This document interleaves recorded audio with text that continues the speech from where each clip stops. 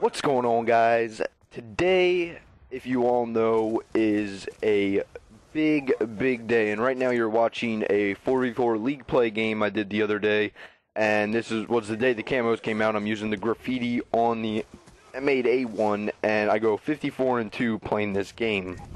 My first death is not after this guy, but right there, shot in the back, and then for the rest of the game, I just go on a massive frenzy. And I only die once, like, towards the end of the game when I'm putting out a lightning strike, I think. But not what I want to talk about. I want to get into what the fuck is going on today, and that is MLG Dallas. This is a huge day for competitive Call of Duty, not only to win $50,000 and have a prize for MLG, but this is to qualify for COD XP, or Call of Duty Championship, which is the $2 million tournament that Activision is doing for us. And the way to make it in there, if you don't know already, was top 8 in league play for season 3, which is over. EGL, or not EGL, but I think it's called ESL, the European League. They're having their event this weekend as well as MLG, and the top 8 from MLG. So those teams will be making it into Call of Duty XP. So this is a big deal, and right now for MLG Dallas, we already have our top 12 seeded teams. And that means only 4 teams from the open bracket are going to be making it into pool play if it's set up like pool play or if it's just top 16. And there's 200 teams in open bracket. And that's a big deal. And right off the top of my head, I can name you some of these pro teams that are in the open bracket. There's Optic Gaming, there's Quantic, which consists of Fizzerp's team. There's Complexity. We have Envious, that's 4 right there. I know there's another one. Look, I know there's Icon's team, which consists of Ego Squad. Then there's Icon's Black, who's 4Play's team. And right there, those are all incredible teams. And my team is out there right now. Wish I could make it, guys. BZG Valor, great team. And I think they're going to shake some heads at this event. And I wish the best of luck to them. But not only all these pro teams are going to be in an open bracket, there's going to be a ton of upsets from these unsung heroes when they go to this event. Because no matter what, only 4 of them are making it into top 16, and this is a big deal. And I know for teams like Complexity and Quantic, they are going to go in here with no pressure on them at all. And the reason for that is that they already have a guaranteed spot into COD XP. So they're going to go in this with their mindset high, and it's going to be a good event. Not only open bracket, but you have to play on split screen the first 3 rounds, and that is just awful because no one wants to play split screen. And a problem with everybody having to do this is there's 200 teams there.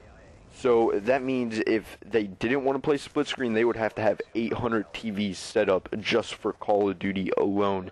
And that is ridiculous. So it makes sense that people have to do it. It kind of sucks.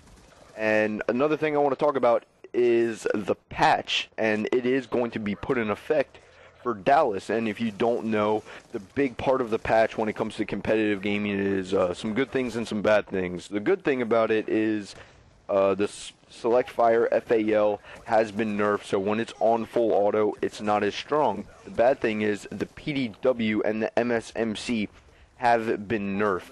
Once again, they added more recoil and less hipfire accuracy, which they've already done once before. So this is the second time both these guns have gotten nerfed.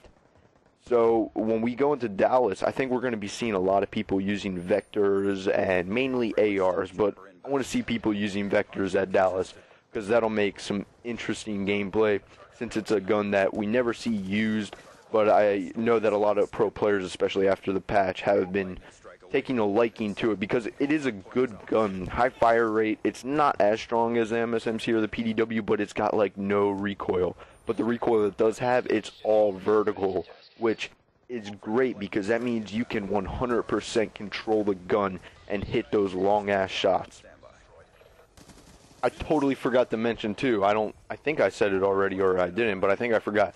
But the Cap 40s as well have been nerfed. So the dual wield Cap 40s have less damage and less accuracy. So it'll add some balance to the game. But I think what they really should have done is they should have buffed the other SMGs instead of nerfing the ones that we use already, because then it would have added more variety, because we'd be using other SMGs as a Scorpion, which would be better with less recoil or higher damage. With them doing it, it kind of makes it an AR game, because anybody can run around using an AR, especially if the submachine guns aren't as strong. And that's all I got on my mind today. Again, I wish my best of luck to Team Valor, and I hope they do well. I'm really rooting for you guys. If you want to watch the MLG stream, it starts at, I think, 6 o'clock. Yeah, the Dr. Pepper pregame show starts at 6:05. This game's about to come up to a wrap. Hope you guys enjoyed. Leave a comment, like it, subscribe it, whatever you got to do, and I'll see you all later. Hard point is ours. Good kill. Friendly Hellstorm missile inbound. Job done. Target's destroyed.